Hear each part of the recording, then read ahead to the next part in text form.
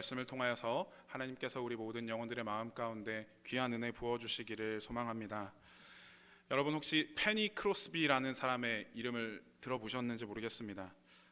이분은 예수를 나의 구주 삼고 예수 나를 위하여 인애하신 구세주여 내가 비오니, 이 찬송들의 작사가입니다. 작사가. 그녀의 가문인 크로스비 가문은 십자가의 마을이라는 뜻으로 영국의 아주 오래된 청교도 집안의 가문이었습니다. 또 이 가문의 선조 중에 하나인 안나 브링엄 시몬 크리스비는 미국의 하버드 대학교를 설립한 설립자 중에 한 명입니다. 이 페니 크로스비라는 사람은 1820년 뉴욕의 퍼트넘이라는 곳에서 태어났는데요. 그런데 생후 6주 만에 감기에 걸리면서 그로 인해 눈이 막 부어오르고 충혈되게 되는 병에 걸렸습니다. 그런데 돌팔이인지 제대로 된 건지 모르겠지만 이 마을의 약사가 겨자를 갈아서 눈에 바르면 낫는다라고 처방을 내린 거예요. 그래서 이 크로스비의 가정부가 이 이야기를 듣고 겨자를 갈아서 뜨겁게 데운 후 눈에 바르게 됩니다. 근데 이것이 화근이 되어서 크로스비는 실명을 하게 되었고 사망할 때까지 앞을 보지 못하게 되었습니다. 그야말로 눈앞이 캄캄해지는 청천벽력 같은 일을 당하게 된 것이죠. 심지어 태어난 지 6개월 만에 페니의 아버지는 병세가 악화되어서 사망하게 됩니다. 그런 그녀가 15세 되던 해 뉴욕에 있는 맹인 학교에 들어갔고 12년 동안 공부를 했고요. 차츰차츰 그녀의 문학적인 자질이 꽃을 피우면서 여러 편의 시와 찬송가를 가사를 쓰게 되었습니다. 그녀가 이제 평생 써낸 시와 찬송가가 한 출판사에서 출판된 것만 6천여 점이 넘는다고 하고요. 또 다른 출판사에서 출판된 것과 지인에게 써준 시, 가사 등을 포함하면 9천여 개가 된다고 합니다. 우리가 보는 새 찬송가에만 해도 이 페니 크로스비가 작사한 찬양이 22곡이나 수록되어 있습니다. 이제 저처럼 좋은 성경책을 갖고 계신 분들은 한번 보시면 작사가별 목록도 이렇게 쭉 나오거든요. 한번 찾아보세요. 크로스비 페니 제인이라고 되어 있을 겁니다. 거기 보시면 22곡이 쫙 이렇게 나열되어 있거든요. 그녀가 작사한 많은 찬양이 있지만 그 중에 오늘 우리가 함께 나눌 말씀의 제목과도 관계가 있는 279장을 보시면요, 인애하신 구세주여 라는 찬양이 있습니다. 인애하신 구세주여 내가 비오니 죄인 오라실 때에 날 부르소서라는 찬양이죠. 그 가사를 보면 한글로는 인애하신 구세주여 내가 비오니 죄인 오라실 때에 날 부르소서라고 번역이 되어 있는데요. 영어 찬송가 가사를 보면요, Pass me not, O gentle Savior, Hear my humble cry라고 되어 있습니다. 발음 되게 잘 나왔네요. 무슨 뜻이죠? 자비하신 주님, 너그러우신 하나님, 나를 지나쳐가지 마십시오. Pass me not. 나를 그냥 버려두고 가지 마세요. 변변치 않은 저의 부르짖음을 들어주세요 주님이라는 뜻입니다. 그런데 이 말이 하나님께서 페니를 버리셨다, 그리고 외면하셨기 때문에, 지나쳐 가셨기 때문에 그러지 말라고 말씀하는 걸까요? 아니겠죠. 어느 누가 찬송가 가사를 쓰는데 오 하나님 당신은 나를 버리셨습니다, 아유 좀 그러지 좀 마세요 좀, 이렇게 누가 찬송가 가사를 그렇게 쓰겠습니까? 하지만 또 그렇다고 하더라도 일반적인 세상 사람들의 시선으로 보았을 때 이 그녀가 하나님께 버림받은 것 같지는 않습니까? 하나님을 모르는 사람이라면, 아니 하나님을 믿는 사람들 중에서도 페니를 보면서 무슨 지은 죄가 저렇게 많아서 저렇게 하나님이 치셨을까, 불쌍하게 됐을까라고 생각했을지도 모르죠. 평생 앞을 보지 못했고 아버지의 존재조차 인식할 수 없는 그 나이에 아버지를 잃었습니다. 인간적인 관점에서 보면 페니 크로스비는 불행했고 신이 마치 미워한 사람처럼 보인다는 겁니다. 하지만 이 가사의 의미, 인애하신 구세주여 제발 나를 그냥 지나쳐버리지 마십시오라는 이 가사는 하나님께서 나를 버리셨기 때문에 쓴 가사가 아니라 하나님께서 자신을 그냥 지나쳐가지 않으실 것이라는 믿음, 그것을 믿는 고백에서 나오는 거라는 거죠. 어떤 인터뷰에서 그녀는 이런 말을 했습니다. 그 진행자가 페니, 그래도 당신이 실명하지 않았다면 조금 더 행복했겠죠? 라고 질문을 했습니다. 생각해보면 우리는 무슨 그런 질문을 해, 상처를 들쑤시고 있다고 얘기를 하겠지만, 이런 마음이 들지만 페니 크로스비는 뭐라고 했는지 아십니까? 글쎄요, 그렇게 보일 수도 있겠지만 그럼에도 제가 행복한 이유는 제가 눈을 뜨게 되는 날 제일 먼저 볼 사람이 예수님이기 때문에 행복합니다 라고 말했답니다. 여러분, 우리가 이런 똑같은 신앙 고백은 아닐지라도 저와 여러분들의 삶 가운데 이런 감사의 고백들이 매일매일 넘쳐나기를 축복합니다. 오늘 함께 보신 호세아서는 선지자인 호세아에게 하나님께서 어떤 독특한 방식을 사용하셔서 하나님의 마음을 일깨워 주시는 성경 말씀입니다. 우리 함께 오늘 말씀 6장 1절에서 3절 말씀을 같이 한번 읽어볼까요? 6장 1절에서 3절 시작. 오라 우리가 여호와께로 돌아가자. 여호와께서 우리를 찢으셨으나 도로 낮게 하실 것이요 우리를 치셨으나 싸매어 주실 것임이라. 여호와께서 이틀 후에 우리를 살리시며 셋째 날에 우리를 일으키시리니 우리가 그의 앞에서 살리라. 그러므로 우리가 여호와를 알자. 힘써 여호와를 알자. 그의 나타나심은 새벽빛같이 어김없나니 비와 같이 땅을 적시는 늦은 비와 같이 우리에게 임하시리라 하니라. 아멘. 여기서 오라라고 했는데요, 이 말은 거기서 돌아오라라는 뜻입니다. 일단 돌아오라라는 말을 하려면 이 말을 듣는 사람의 지금 상태가 어디 좀 멀리 떠나 있는 상태여야겠죠. 이 말은 호세아 선지자가 이스라엘 백성들에게 하는 말인데, 특별히 돌아와야 할 것은 이스라엘 백성입니다. 근데 이스라엘 백성들의 몸이 아니라 마음을 이야기하는 것입니다. 물리적으로 몸의 거리가 떨어져 있는 상태가 아니라 마음의 거리가 멀어져 있는 상태라는 말이죠. 이 호세아서에 기록된 주된 배경이 무엇입니까? 하나님께서 호세아 선지자에게 야, 너 저기 가면 어떤 음란한 여자가 하나 있는데 그 여자를 데려와서 결혼해 라고 말씀하시는 거예요. 아니, 선지자로 부르셨으면 정말 행실이 바르고 정결한 사람과 결혼하라고 해도 모자랄 판에 누가 봐도 이상한 혼인을 하나님께서 요구하시는 거죠. 말하자면 문규야, 너 이제 목사가 됐으니까 저기 가서 행실이 바르지 못한 저 사람을 사모로 데려와라 라고 말하는 것과 똑같잖아요. 상식적으로 말이 안 되고 이해할 수 없는 말이지만 호세아는 순종합니다. 그런데 이 호세아와 결혼한 고멜이라는 여자는 결혼한 후에도 도망을 쳐서 외간 남자와 동거를 합니다. 그러니까 또 하나님이 호세아에게 가서 저기 자기 아내와 바람핀 그 남자에게 돈을 주고 자기 아내를 찾아오도록 말을 합니다. 말씀하시면서 그녀를 더 사랑하라고 말씀하시는 거예요. 인간적인 상식으로는 도무지 이해할 수 없지만 호세아는 그래도 하나님 말씀에 순종합니다. 이것을 호세아가 경험하면서 이스라엘의 하나님의 뜻을 선포하는 기록이 호세아서입니다. 과연 여러분이라면 이 하나님의 명령에 순종하실 수 있겠습니까? 저라면 못합니다. 말이 되는 소리를 하세요. 하나님, 저 교회에서 쫓겨납니다 라고 하면서 엄청나게 땡깡을 부릴 것 같단 말이에요. 대부분의 사람은 아마 그렇지 않겠습니까?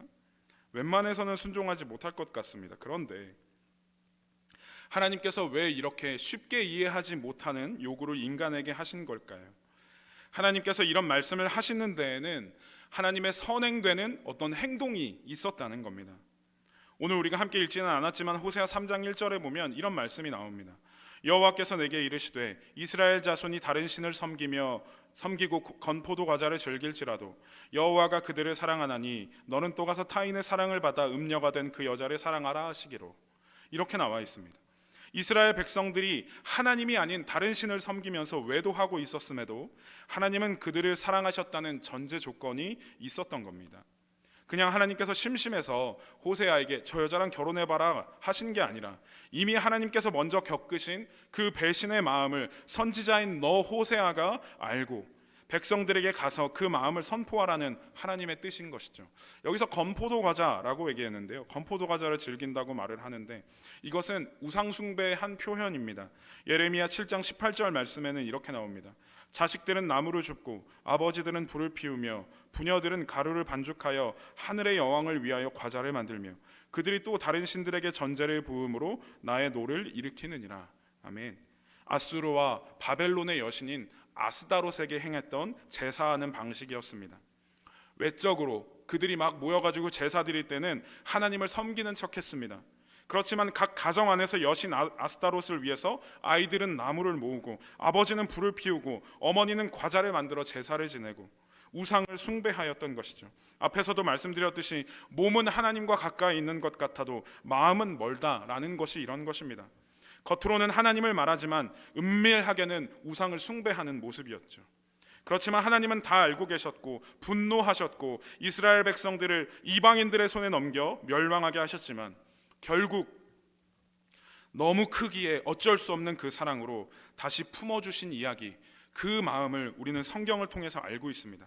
그래서 호세아가 절규하는 마음으로 백성들에게 지금 권면하고 있는 겁니다. 돌아와라, 돌아와라. 하나님께서 우리를 찢으셨고 치셨지만 다시 싸매고 고쳐주실 것이고 금방 회복시키실 거야. 오늘 말씀 2절에 보시면 죽어가는 우리를 며칠 안 돼서 금방 일으키시고 우리가 그의 앞에서 살리라 라고 되어 있습니다. 여기서 살리라 라는 말은 죽었는데 다시 살아날 것이다 라는 말도 되지만 하나님이 회복시키셔서 하나님 앞에서 살아간다, 생활한다 라는 의미를 담고 있습니다. 구약 말씀에서 심심치 않게 나오는 하나님의 모습은 오늘 말씀에도 나와 있지만 하나님께서 우리를 찢으셨다가 다시 치료하시고 죽을 만큼 치셨다가 다시 살리시기를 반복하는 모습이 구약에서 아주 자주 나옵니다. 여러분 어떻게 생각하십니까? 하나님은 왜 병 주고 약 주고 그러시나 쉽지 않으신가요? 제가 만난 이제 막 성경의 맛을 알고 읽기 시작한 사람들은 다들 그렇게 생각하더라고요. 구약의 하나님은 왜 이렇게 화가 나 있냐는 거예요. 하지만 우리는 성경을 보면서 그렇게 해서라도 옳은 길로 인도하시는 하나님의 사랑을 발견해야 할 줄 믿습니다. 하나님께서는 백성의 신앙이 타락할 때마다 그 신앙의 공동체를 찢으셨습니다. 그러나 이스라엘 백성들의 부르짖음과 하나님 죄송합니다, 다시 돌아갑니다 하면서 돌아가기만 하면 하나님은 다시 회복시켜 주셨다는 것이죠. 우리가 살아가는 시대 속에서도 때로는 우리 신앙 공동체가 흔들리고 넘어지고 찢어지는 경험을 할 때가 있습니다. 이제는 우리가 좀 무뎌지긴 했지만 코로나라는 시련을 겪었습니다. 이 코로나를 인해서 전 세계의 교회 공동체는 처참하게 찢어지고 부서졌습니다. 교회가 코로나를 직격으로 맞았을 때 다들 그런 얘기를 했습니다. 이제는 디지털이다, 글로벌이다 하면서 유튜브, 비대면 예배는 하면서 여러 대안들을 내놓았습니다. 그게 하나님의 뜻에 맞다고 하면서 말이죠. 그런데 어떻습니까? 비대면 예배는 너무나도 편해져서 그냥 화면 틀어놓고 밥 먹으면서 또는 편하게 잠옷을 입고 누워서 시청하는 것으로 전락해버렸습니다. 물론 안 그런 사람도 있겠습니다만 유튜브로 예배를 드린다고 하면서 여러 목회자들의 설교를 서로 비교하면서 취사 선택합니다. 자기 입맛에 맞는 설교를 듣고 평가하게 되었습니다.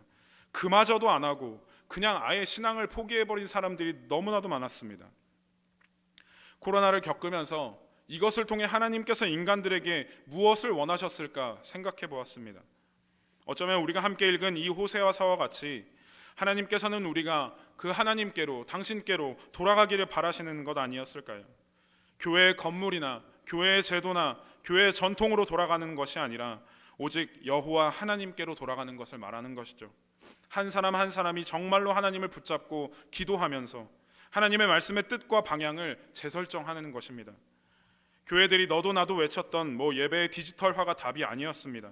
그렇게 하면 믿음을 지킬 수 있을 거라고 생각했는데 아니었다는 것이죠. 사람들이 다 그렇게 얘기를 하니까 그런가 보다, 저게 맞나 보다, 저게 신앙생활인가 보다 하면서 따라가다가 금방 다들 지쳐버렸습니다. 사람마다 그 중심에 예수 그리스도 진리가 없으면, 진짜 알맹이가 없으면 그냥 사람들 쫓아가다가 그냥 침체기가 와버리는 것이죠. 다 떨어져 나갑니다. 여러분께 질문하고 싶습니다. 정말로 여러분 안에 진리가 있습니까? 코로나뿐만 아니라 여러 가지 교회의 위기 또는 분기점 앞에서 사람들이 다 그렇게 하니까 따라가는 신앙생활이 아니라 정말 내가 하나님 말씀 앞에 정직하게 서고 내 안에 진리 되신 예수 그리스도를 중심으로 걸어가는 우리의 삶이 되기를 축복합니다. 내 판단대로 고집부리면서 살자는 말씀이 아니라 우리 안에 진리가 살아 숨쉬고 그 진리이신 말씀이신 예수 그리스도가 중심된 나의 생각, 나의 행동이 되자는 말씀이죠. 이어서 3절에 그러므로 여호와를 알자, 힘써 여호와를 알자.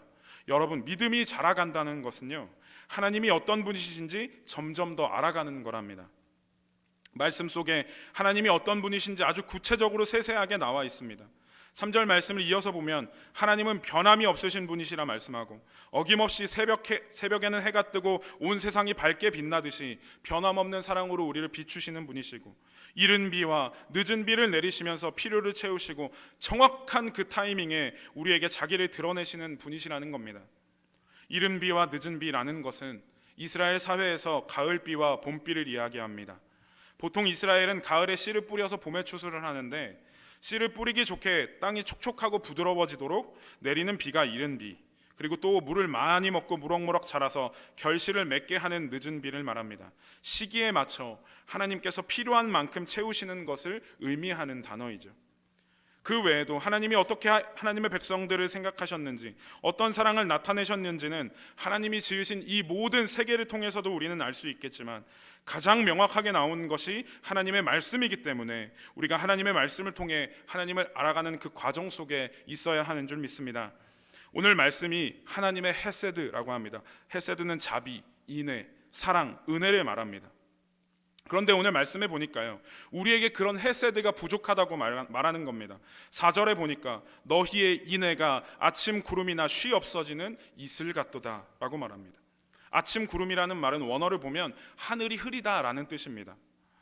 아침에 구름이 껴서 하늘이 흐리다고 해도 중동 지방이니까 뜨거운 해가 뜨면 금방 밝아지면서 사라지고, 이슬이 맺혔다가도 햇빛에 금방 말라버리지 않습니까? 그런 것처럼 우리에게서 그렇게 말라가는 이슬처럼 헤세드를 찾아보기가 힘들다는 겁니다. 정말 그렇지 않습니까? 그리스도인에게조차 어떤 자비로움이나 사랑을 찾아보기 어려운 세상 아닙니까? 그렇다면 우리는 어떻게 해야 합니까? 세상 사람들이 생각하는 그리스도인들은 누가 봐도 욕심쟁이에 자기들밖에 모르는 이기적인 사람들이지 않습니까? 하지만 그들이 가십거리로 삼는 그 모습이 그리스도인의 본 모습이 아니지 않습니까? 본 모습을 찾고 회복해야죠. 원래의 자리로, 예수님을 믿는 사람으로, 예수님으로 인해 사는 사람이라는 그 자리로 돌아가는 게 답일 줄 믿습니다.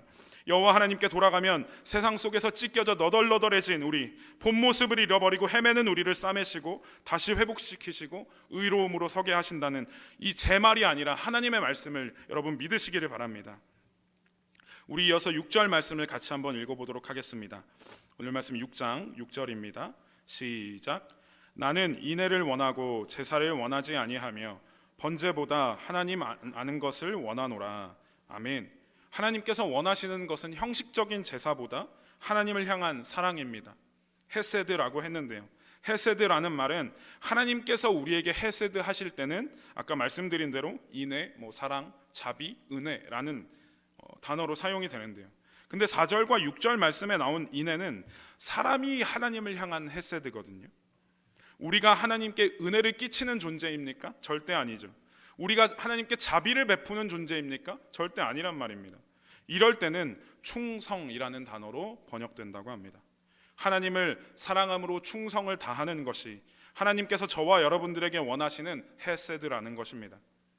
또한 하나님 알기를 원하신다고 말하는데요, 우리가 믿는다고 말하면서 뭘 믿는지조차 모르는 그런 것보다 하나님이 어떠한 분이신지 정확하게 알고 믿기를 원하신다는 겁니다. 여기서 알다라고 사용된 단어 야다는 동사로 관찰하다, 주의 깊게 보다, 그리고 깨닫다라는 뜻으로 이용합니다.